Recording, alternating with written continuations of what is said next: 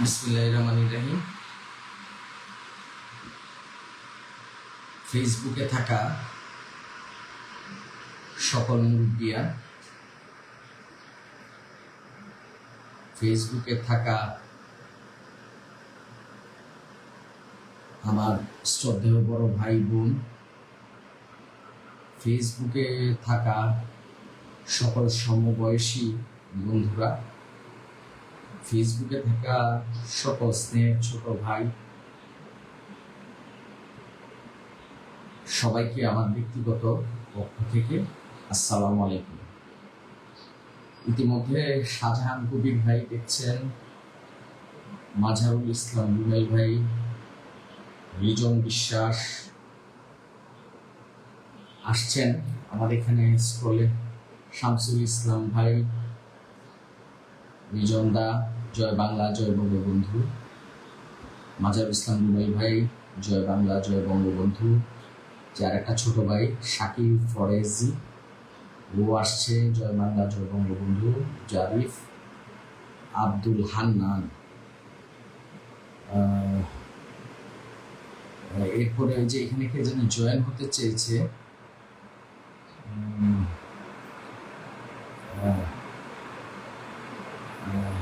এখানে যারা হতে চেয়েছেন, আমি তো আসলে এই বিষয়টা খুব ভালো করে আমি এটা বুঝি না। আরাফাত হোসেন রাব্বি ভাই, জয় বাংলা রাব্বি, তুমি ভালো আছো? রুহুল আমিন আশরাফি, শুভকামনা রইল, স্বাধীন বাংলা ভালোবাসা। ইকবাল হোসেন, জয় জয় বাংলা। মামুন, জয় বাংলা জয় বঙ্গবন্ধু। জাহিদুর রহমান ভুইয়া ভাই এখন ওয়াচ করছেন। সাইফ আহমেদ আকিব, কেমন আছেন? সালমা, কেমন আছেন ভাই? স্যার অনেক বড় বিষয়।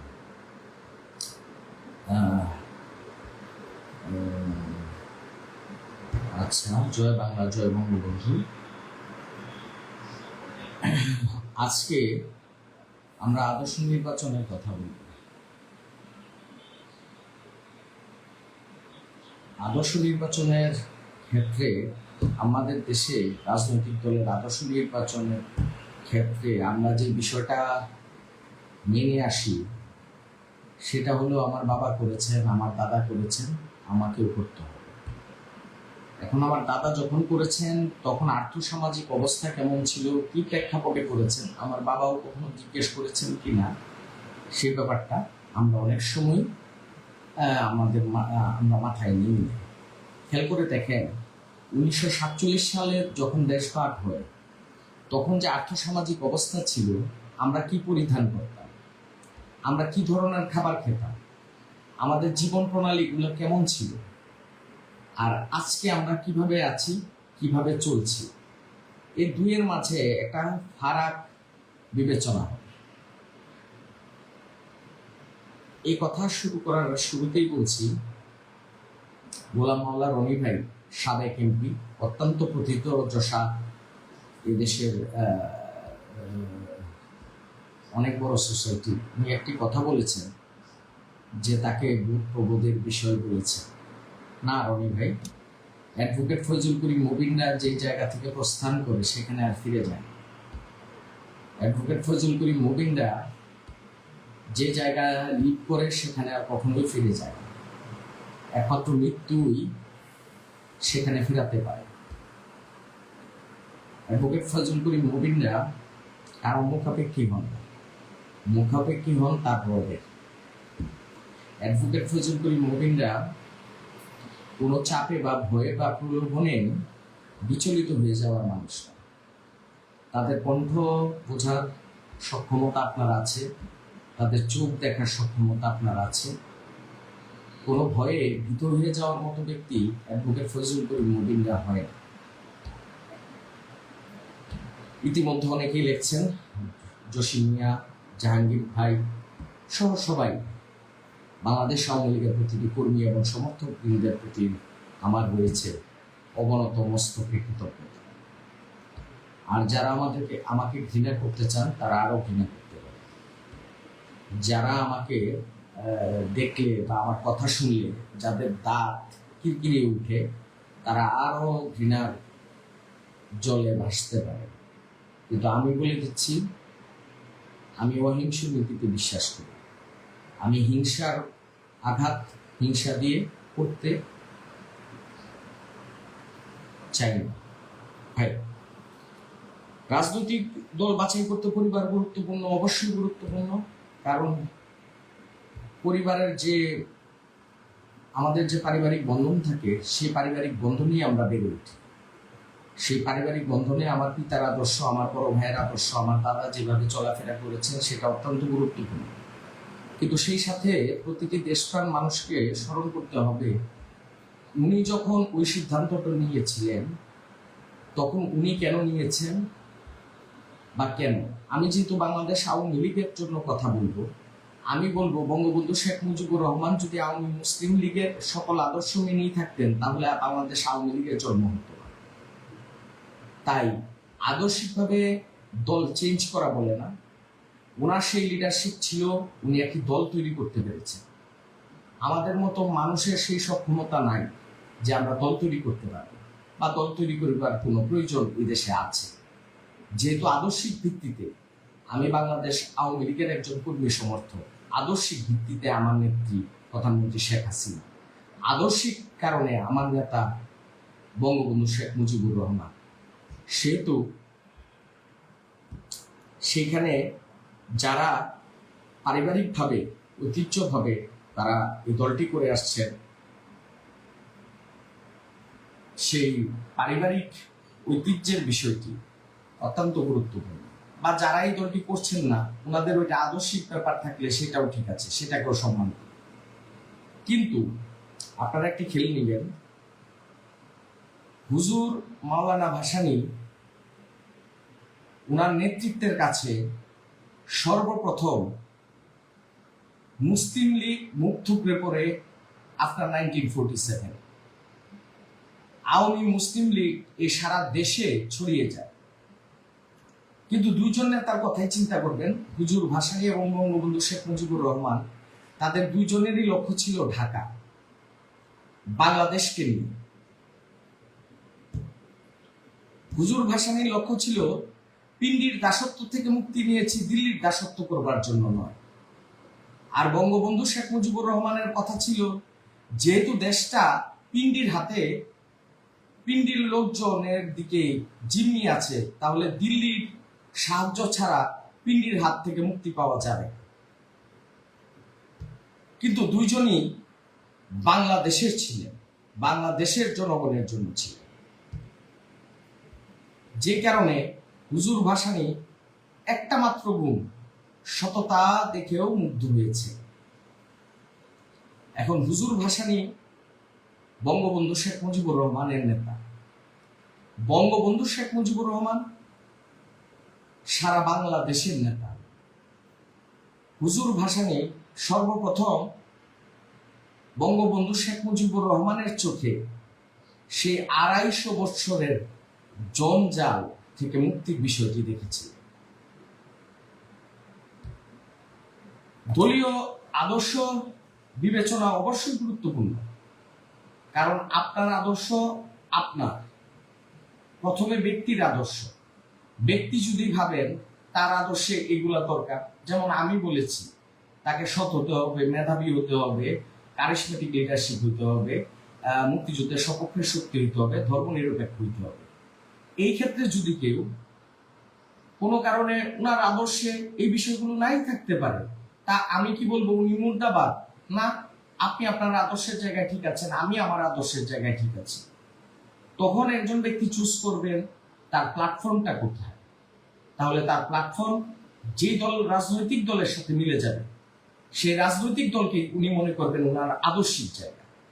তো সেই ক্ষেত্রে বাংলাদেশ আওয়ামী লীগকে আমি আমার ব্যক্তিগত আদর্শিক জায়গা দেখেছি, প্রধানমন্ত্রী শেখ হাসিনাকে আমার আদর্শিক নেতৃত্ব হিসেবে দেখেছি, এবং বঙ্গবন্ধু শেখ মুজিবুর রহমানকে আমার আদর্শিক নেতা হিসেবে দেখেছি। এর মাঝে আর কোনো কথাই নেই। এখন আসেন পদ পদবীর বিষয়। আসলে পদ পদবী দিয়ে কি করবো ভাই? বাংলাদেশ আওয়ামী লীগের দেশরত্ন গণতন্ত্রের মানসকন্যা, দেশরত্ন, বাংলাদেশের স্থিতিশীলতার প্রতীক প্রধানমন্ত্রী শেখ হাসিনা যে ভালোবাসা আমাকে দিয়েছেন, ওনার দলের কর্মী সমর্থকরা, আমার আদর্শিক ভাইয়েরা আমাকে যে ভালোবাসা দিয়েছে, সেই ভালোবাসার কাছে তুচ্ছ হয়ে যায় সকল পদ, সকল স্থান। সেই পদের কাছে আপনি মন্ত্রী হন, এমপি হন, বাংলাদেশ আওয়ামী লীগেরও যে কোনো পদে আসে, সেই পদ ম্লান হয়ে যায়। কারণ এই কঠিন সময়ে যেভাবে আমার কথার সাথে আপনারা আমার পাশে এসেছেন, আপনাদের এই দিন আমি কখনো শোধ করতে পারব না। আপনারা যারা আমার ফেসবুক প্রোফাইলে আছেন, আপনারা দেখতে পারবেন আমি আমার সংস্কারের কথাগুলো একা একাই বলেছি। 100 লাইক, 50 লাইক, 200 লাইক, 300 লাইক, আমি লাইকের কমেন্টসের চিন্তা করে আমি আমার কথা থামিয়ে দিই। আমি কে আমার পাশে থাকলো সেই কথা বিবেচনা করে আমি আমার রাস্তা থেকে সরে যাইনি। আজও ভাসে যেদিনে এপিপি পদ থেকে আমি পদত্যাগ করেছিলাম, ওই জার্নালিস্ট সাহেব আজকে আমার সাক্ষাৎকার নিয়েছে, নিউজ টাইম বিডি। উনি আমার সাক্ষাৎকার যখন নেবে, ডিসি সাহেবের অফিসেরই একটা কেরানি বা ক্লার্ক মহোদয়, উনি আমাকে বললেন এইখানে দাঁড়িয়ে করবেন না, আপনি ওই পাশে যান। আমি সম্মান জানিয়েছি, আমি সরে গেছি। আমি সেই দিনেরও সেই সাক্ষাৎকারে বলা আছে যে একদিন মানুষ কিন্তু বলতে শুরু করেছে আগের সরকারই ভালো ছিল, আগের নেত্রী ভালো ছিল। তাই এটা আজকে নতুন করে বলছি না, আপনারা দেখবেন এর আগে আমার জিডি করা আছে। আমি তখন এপিপি পদে রাষ্ট্রের অংশ ছিলাম। আমি বারবার বলেছি রাষ্ট্রের অংশ হিসেবে আমাকে নিরাপত্তা দেওয়া রাষ্ট্রের কর্তব্য, কারণ আমি রাষ্ট্রের স্টেট লয়ার ছিলাম। আজকে যারা বলেন যে আমাকে অ্যারেস্টের বিষয় কি, কত ধরনের আঘাত প্রতিঘাতের শিকার হয়ে আমি আজকে এই পর্যন্ত বাংলাদেশ আওয়ামী লীগের নৌকায় উঠেছি একজন নৌকার সদস্য, কর্মী, সমর্থক হিসেবে, সেই কথা আপনাদের অনেকেরই অজানা, সেই কথা আপনারা অনেকেই জানেন না। তাই বারবার আমি কেন আসলাম, অমুক দলের নেতা, অমুক কিছু, আপনাদের সবার কাছে আজকে আমি অনুরোধ করব, আপনারা এই ধরনের বক্তব্য দিবেন না। আপনারা লিখবেন, ওই যে খুব ভদ্রমহিলা সাংবাদিক, আমার এই মুহূর্তে নামটা খুব একটা মনে পড়ছেন না, ভদ্রমহিলা আমার প্রথম যখন সাক্ষাৎকার নিয়েছেন, ওই ভদ্রমহিলা আমাকে বলেছিলেন প্রথা বিরোধী রাজনীতি। খুব দারুণ সাংবাদিক উনি, আর দেশি আন্তর্জাতিক বিষয়ে উনি ভালো সাংবাদিক। আসলে আমার পরিচয়, আমি একজন প্রথা বিরোধী রাজনীতি, বাংলাদেশ আওয়ামী লীগের কর্মী। আর বাংলাদেশের দেশপ্রেমিক, বাংলাদেশ আওয়ামী লীগের কর্মী সমর্থক, মুক্তিযুদ্ধের সপক্ষের শক্তি, হিন্দু, বৌদ্ধ, খ্রিস্টান এবং আরো নাম না জানা যত ধর্ম আছে, তারাও আমাকে বরণ করে নিয়েছে। সেই ভালোবাসায় সিক্ত আমি, রিক্ত আমি, দেবার আমার কিছুই নেই। আমি কি দিতে পারবো? আমি কিছুই দিতে পারবো, আমার দেবার মতো কিছু নাই। আমি কখনো হিংসার আগুনকে প্রতিহিংসা দিয়ে জ্বালাতে চাই, কিন্তু সবাইকে মনে রাখতে হবে সবকিছুরই একটা সীমা থাকে। আমাকে যেমন বলা হচ্ছে, আমিও বলছি আমি বাংলাদেশ আওয়ামী লীগ করি, বাংলাদেশ আওয়ামী লীগের একজন কর্মী সমর্থক। আমার পদ পদবি, আমার ভবিষ্যৎ মাননীয় প্রধানমন্ত্রী শেখ হাসিনা নির্ধারণ করবেন। সেই ক্ষেত্রে আমি কোনো রাজনৈতিক দলের কথাও বলছি না। আপনারা খেয়াল করে দেখবেন, অলরেডি জামায়াত নেতার একটা স্বীকারোক্তি দেখতে পেলাম যে 5ই আগস্টের বিষয়টা ছিল ওনাদেরই আদলে করা আন্দোলন, উনি স্বীকার করেছেন সেই কথিত কথা। কিন্তু দেখেন, আমাদেরও কথা ছিল যে বাংলাদেশ জামাত ইসলামীর সাথে আমার আদর্শিক মিল, তার মানে আমি এটা বলি না বাংলাদেশ জামাত ইসলামী এই দেশে থাকতে পারবে। আমি এটা বলি না এই দেশ যেমন তারও, এই দেশ আমার, ওনারাও প্রতিহিংসার রাজনীতি থেকে সরে আসবে। আমি বলেছি ওনারা যদি ক্ষমা চেয়ে থাকেন, যদি কথাটি টেনেছে, আমরা তখন বলেছি বাংলাদেশ আওয়ামী লীগের রাজনীতি, প্রধানমন্ত্রী শেখ হাসিনা যে পরিবেশ নির্ধারণ করবে, আসলে কি সত্যি ক্ষমা চেয়েছেন কিনা। কিন্তু এর মানে কি বলেছি যে বাংলাদেশ জামাতে ইসলামকে নিধন করে দিতে হবে? না ভাই, আমরা কাউকে নিধনের রাজনীতি করি না, কিন্তু সবাইকে একটা সীমারেখায় থাকা উচিত। কারণ যারা আজকে প্রয়োজনে স্বার্থে দেখছেন যে বাংলাদেশ আওয়ামী লীগের অবস্থা খারাপ, তাই তারা অনেক বড় বড় ডায়লগ দিচ্ছেন। কাল যদি প্রধানমন্ত্রী শেখ হাসিনা এই দেশে ফিরে আসেন, তখন তো আপনার কথা এমন থাকবে ভাই। হ্যাঁ, এই যে আজে বাজেও যে কিছু কমেন্টস আসে না তা না, আমি তাদেরকে জিজ্ঞেস করি, তখন দিবেন ইনশাল্লাহ। আপনাদের তো রেকর্ড গুলো থাকবে, ডিলিট করবেন না প্লিজ। বাংলাদেশ আওয়ামী লীগের যদি সুদিন আসে, তখন আপনাদের কথাগুলো যেন এমনই থাকে। আর যদি না থাকে, তাহলে আপনারা মুনাফেক ছিলেন, এটা পরিষ্কার। তো ব্যক্তি কি চিন্তা করবেন রাজনৈতিক আদর্শ বিবেচনার ক্ষেত্রে? ব্যক্তি চিন্তা করবেন সততা, দেশপ্রেম, মেধা, ধর্মনিরপেক্ষতা, নেতৃত্ব।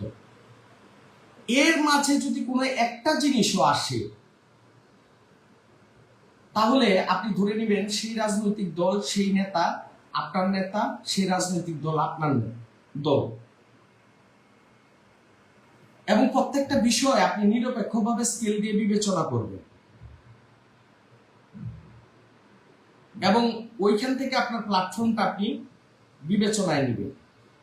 এটা আদর্শিক কারণে হতে পারে, দেশপ্রেমে হতে পারে, নেতৃত্ব মুগ্ধ হয়ে হতে পারে। এখন যদি কোনোটার উত্তর না মিলে, তাহলে আপনি রাজনীতি থেকে বিরত থাকবেন। আর যদি আপনার পছন্দের যে কোনো রাজনৈতিক দল বাংলাদেশে আছে, তাকে আপনি পছন্দ করতে পারেন, তাকে আপনি বেছে নিতে পারেন। এখন আমার আদর্শের সাথে বাংলাদেশ আওয়ামী লীগ, নৌকা মার্কা, প্রধানমন্ত্রী দেশরত্ন শেখ হাসিনা মিলেছে। আমি এসেছি, আমি কাউকে ছোট করছি না, কোন রাজনৈতিক দলকে ছোট করছি না, কিন্তু আমার কথা খুব পরিষ্কার। আমি বাংলাদেশ আওয়ামী লীগের কর্মী সমর্থক হিসেবে আমি আছি, এবং যে কোনো পরিণতি আমার আসুক তা বরণ করতে প্রস্তুত।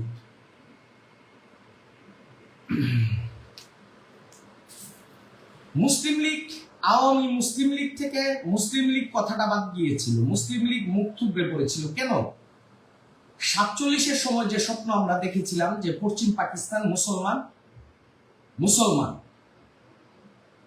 কিন্তু 47 দেশ ভাগের পরেই তাদের শাসন, শোষণ, তাদের সেই কঠিন নির্যাতনের সামনে বুঝে উঠতে বাকি ছিল না যে আসলে ইসলামের কথা বলে আমাদের উপরে যে পাশবিক নির্যাতন পাকিস্তান সামরিক জান্তারা দিয়ে যাচ্ছিলেন, সেটা শুধুমাত্র ধোঁকা মাত্র। সেই কারণে আওয়ামী লীগ প্রতিষ্ঠা করেন বঙ্গবন্ধু শেখ মুজিবুর রহমান, এবং সেই সঙ্গে সঙ্গে বাংলাদেশ আওয়ামী লীগকে এদেশের প্রতিটি মেহনতি মানুষ তাদের নেতা হিসেবে বঙ্গবন্ধুকে তাদের মাথা টাচ করে নিয়েছে। আর এরই ফলশ্রুতি ঐতিহাসিক রেসকোর্স ময়দান এবং বঙ্গবন্ধু সেই রেসকোর্স ময়দানের ঐতিহাসিক ভাষণ। আপনারা খেয়াল করে দেখবেন, এর আগে আমার রাষ্ট্র সংস্কারের ব্যাপারে কথা ছিল, কিন্তু আসলে রাষ্ট্র সংস্কারের ব্যাপারেও মূলত তো সংস্কারটা একটা জায়গায় হওয়া উচিত, দুর্নীতিমুক্ত, এবং যিনি সঠিক নেতৃত্বে আছেন। অবৈধ সরকার কর্তৃক যে 1 বছর সময় গিয়েছে, যেখানে বারবার কথা আসছে যে উপদেষ্টারা সেফ এক্সিট চান, তার মানে উপদেষ্টারা তো যদি এখন সেফ এক্সিট চান আর আমরা সেফ এক্সিট দিয়ে দেই, তাহলে তো পূর্বাতন সকল অপরাধের থেকে বড় অপরাধ যারা সেফ এক্সিট চাচ্ছে। আপনারা খেয়াল করে দেখেন, যারা এখন সেফ এক্সিট চাচ্ছে তারা তো আগের থেকে বড় অপরাধ করেছে। যে আপনারা যেইভাবে চেতনাকে নিয়ে যান না কেন, আপনাদের কাছে নতুন বাংলাদেশ আশা করেছিল বাংলাদেশ। প্রধানমন্ত্রী শেখ হাসিনার নাম আবার বাংলাদেশে গুনছে কেন? কারণ আপনারা ব্যর্থ হয়েছেন মানুষকে ব্যক্তিগত নিরাপত্তা দিতে, সামাজিক নিরাপত্তা দিতে, দুর্নীতি আটকাতে। ক্লিয়ারলি শুনেন, প্রধানমন্ত্রী শেখ হাসিনার নাম আবার কেন ফিরে এসেছে বাংলাদেশে? ফিরে এসেছে আপনারা দুর্নীতি আটকাতে পারেননি, আপনারা মানুষের ব্যক্তিগত নিরাপত্তা দিতে পারেননি, মানুষের মত প্রকাশের স্বাধীনতা দিতে পারেননি, মানুষের রাজনৈতিক দল বিবেচনায় মানুষের অন্তরায় কেন আছে? তাহলে অবশ্যই এই কারণেই প্রধানমন্ত্রী শেখ হাসিনার কথা আবার এসেছে। আজকে আপনারা যদি সঠিকভাবে রাষ্ট্র সংস্কার করতেন তাহলে মাননীয় প্রধানমন্ত্রী শেখ হাসিনার কথা তো আসতো না ভাই। এই কথাটা তো পরিষ্কার, এই কথাটা তো কেউ অস্বীকার করতে পারবেন না। আপনারা কেউ অস্বীকার করার মতো না। আজ মাননীয় প্রধানমন্ত্রীর কথা আমি নাই বলতাম, আমি তো বলেছি, আমি নাইও বলি, মানুষ ভয়ে বলছে না, কিন্তু আমি নাই বলতাম। কিন্তু এক সময় এরকম হাজার হাজার লক্ষ লক্ষ মুমিন অবশ্যই বলতো। আর কিশোরগঞ্জের এই মাটি আপনাদেরকে মনে রাখতে হবে যে যুদ্ধের সময় বঙ্গবন্ধু যখন চলে গেলেন, অবশ্যই বঙ্গবন্ধু বলে গিয়ে যখন অ্যারেস্ট হলেন সেই রাতে বঙ্গবন্ধু তো আর বলে যান নাই যে এইভাবে জাতীয় সরকার গঠন করতে হবে, এই করতে হবে। কিন্তু আমাদের সেই মহান নেতারা, আমাদের কিশোরগঞ্জের সন্তান সৈয়দ নজরুল ইসলাম, তাজউদ্দিন আহমেদ এবং এই যে মনসুর সাহেব, কামারুজ্জামান সাহেব, তারা যখন সরকারটি গঠন করেছিলেন তারা কি এই আশায় ওনারা এই দেশের মন্ত্রী হবেন, মিনিস্টার হবেন? না, ওনাদের রাজনৈতিক দূরদর্শিতা।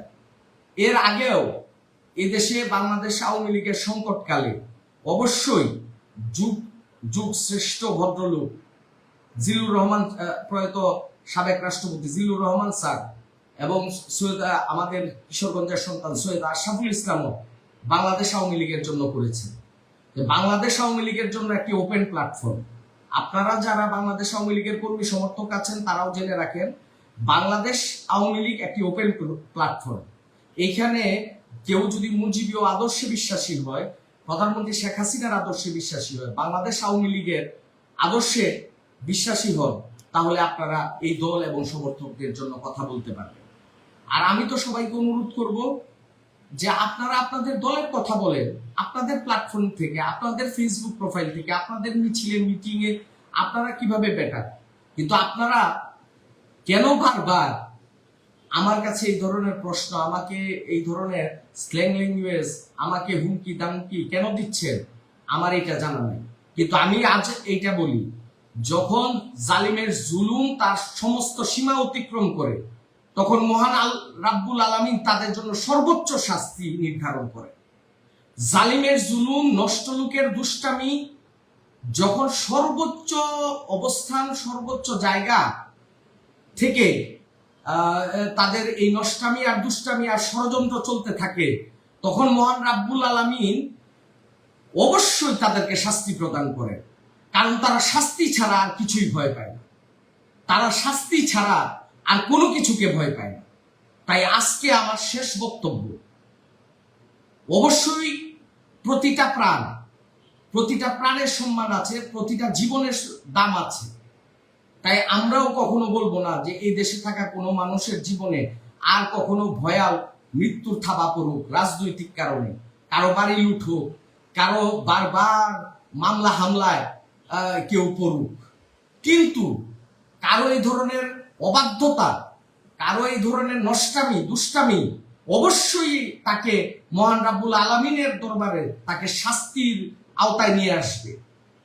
আমি এখনো এদেশের প্রতিটি আওয়ামী সমর্থকদেরকে, এখনো গণতান্ত্রিক রাষ্ট্র এটা, এখনো এই দেশের যুদ্ধের পরিবেশ হয়নি যে আমরা লাঠি সোঁটা নিয়ে রেডি হওয়ার কথা বলছি। আমরা শুধু আমাদের দেশের কথা বলছি, আমাদের দশের কথা বলছি, আমার ভাবনা বলছি।